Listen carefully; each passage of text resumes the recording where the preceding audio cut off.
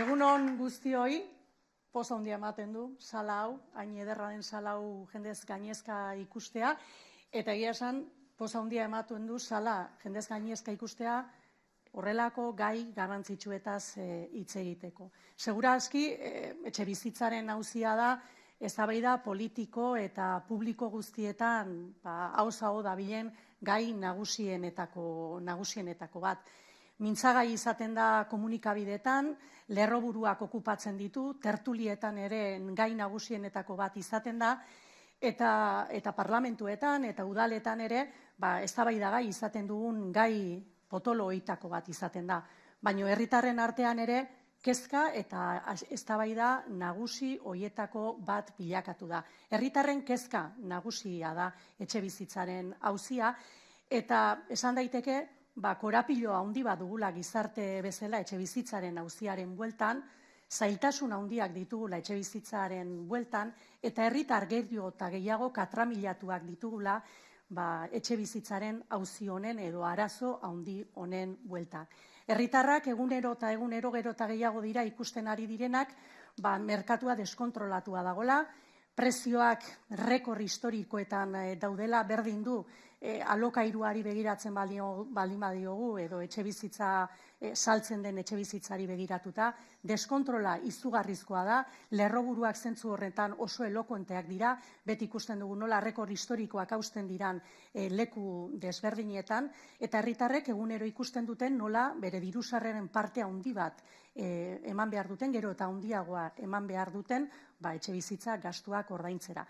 Los ciudadanos y ciudadanas perciben como hay un desacople cada vez mayor entre lo que reciben en forma de sueldo y lo que tienen que destinar a la vivienda, y eso es algo que condiciona absolutamente sus posibilidades de vida y condiciona absolutamente también las posibilidades de emancipación, de iniciar proyectos de vida de las personas más jóvenes. Ikusten ari gara nola gazteak emantzipatu nahian dabiltzan, baina etxe bizitzaren prezioak, etxe bizitzarako sarbidean dituzten zailtasun guzti horiek, erabat ia ezinezko bilakatzen duten bizitza proiektuak aurrera eramatea.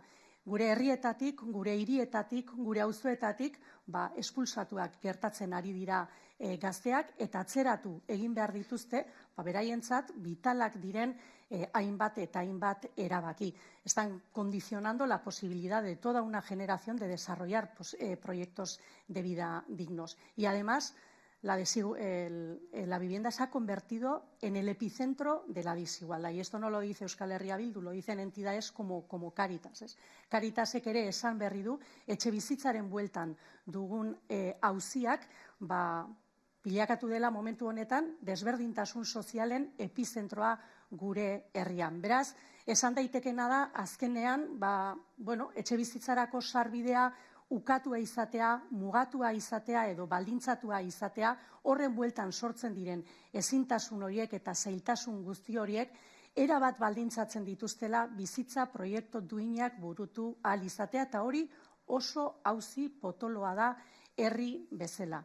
El tener condicionada las posibilidades de acceso a la vivienda, el que se nos niegue el acceso a la vivienda o el que se dificulte el acceso a la vivienda, condiciona absolutamente y de arriba abajo las condiciones de vida de la ciudadanía, y eso es una cuestión política de primer orden. Eta egia da, ez dela auzi erraza, egia da auzi honetan ez dagoela errezeta magikorik, baina errezetak badaude, aplikatzen ari dira beste leku batzuetan, ezagunak dira eta determinazio politikoa eskatzen dute. Es verdad que esta cuestión de la vivienda, la dimensión que ha tomado esta cuestión de la vivienda, que ha tomado ya la dimensión de una emergencia, pues no es una cuestión sencilla, que no hay recetas mágicas para afrontar una cuestión de este orden, pero recetas existen, son conocidas y se están aplicando en otros sitios. Uste dugu bukatu dala itxutzen garaia, denbora gehiegi galdu dugu, eta orain oso kezkatuak daude batzuk, politika inmobiliarioa egiten denbora galdu duten horiek oso kezkatuak daude, baina orain behar duguna da, benetan etxe bizitza auzioari soluzioa emateko eraldaketa programa koherente bat aurrera eraman ahal izatea. Ya no es tiempo, ya no son tiempos, han acabado ya los tiempos de las palabras vacías.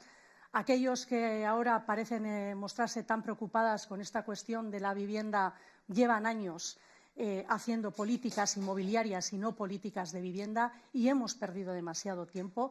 Y en la emergencia habitacional, la cuestión de la vivienda necesita un programa de cambio profundo que desde luego no son capaces de protagonizar aquellos que nos han traído hasta ahí. Ibilbide hori, behar dugun eraldaketa ibilbide hori josten ahalegindu gara Euskal Herria Bildutik, eta orain esku artean dugu plan bat, programa oso bat, ambiziosoa, koherentea, ez da gutxi, koherentea, errealista eta batez ere praktikoa, etxebizitzan auziari erantzun bat eman ahal izateko. Plan bat, helburu nagusi bat duena, eta da, herritarrek duten etxebizitza beharrari erantzun bat ematea. Oso jakitun geralako bizitza proiektuak etxe bizitzaren inguruan zimentatzen direla, ez? Bada, bizitza proiektuak zimentatzen dituen elementu nagusi horietako bat. Eta horrek huts egiten duenean, zimentu horrek huts egiten duenean, etxe bizitzaren auzia beste arazo batzuetan bilakatzen da eta biderkatu egiten ditu bestelako arazo ekonomiko eta sozialak. Como decíamos, ya no son tiempos de palabras huecas, necesitamos un plan de cambio profundo y Euskal Herria Bildu ha diseñado todo un recorrido, todo un plan para dar respuesta a esta emergencia habitacional, un plan coherente, un plan pragmático, un plan ambicioso y un plan real para, como decíamos, poner en vía de solución esta que es la principal preocupación de la ciudadanía. Hay 3 elementos fundamentales sobre los que se cimienta la propuesta de Euskal Herria Bildu. Una es que hay que intervenir el mercado. El mercado está descontrolado y necesitamos poder intervenir en ese mercado para poder poner fin a las prácticas especulativas, para poder también controlar los precios, pero también para poder controlar y poder intervenir en aquellos elementos que están multiplicando el problema de la vivienda.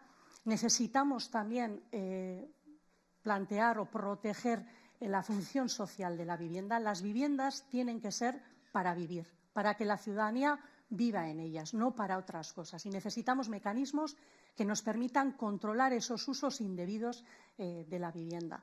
Y como último elemento, como otro de los pilares, es que necesitamos una promoción a gran escala de la vivienda protegida, fundamentalmente de alquiler, pero necesitamos que en este momento los recursos públicos se dediquen a la vivienda protegida. 3 elementu funtseskoren inguruan eraiki dugu gure etxebizitzari aurre egiteko proposamen hau. Lehenengoa da, merkatuan esku hartu behar dugula, merkatua erabat deskontrolatua dugu, eta behar dugu esku hartu, prezioa kontrolatzeko, behar dugu esku hartu jokabide espekulatiboekin amaitzeko, eta behar dugu esku hartu arazo hau biderkatzen duten faktore eta agenteak kontrolatzeko. Behar dugu baita ere babestu etxe bizitzaren funtzio soziala, etxe bizitzek behar dute izan bizitzeko, ez beste gauza batzutarako, eta behar ditugu mekanismoak babes hori artikulatzeko eta desegokiak diren erabilera horiek baldintzatzeko eta kontrolatzeko.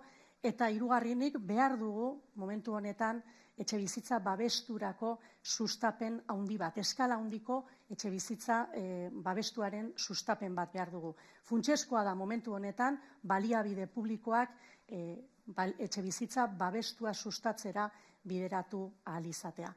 Uste dugu eta sinestua gaude, posible da Euskal Herrian auzi hau konponbidea, etxe bizitzaren auzia konponbidearen bidean kokatzea. Horretarako behar da determinazio politikoa, eta guk oso argi dugu, determinazio politiko horretatik egin dugu proposamen hau, eta behar dugu baita ere konpromisoa. Eta erabat konprometitua gaude auzi honi erantzun bat ematen.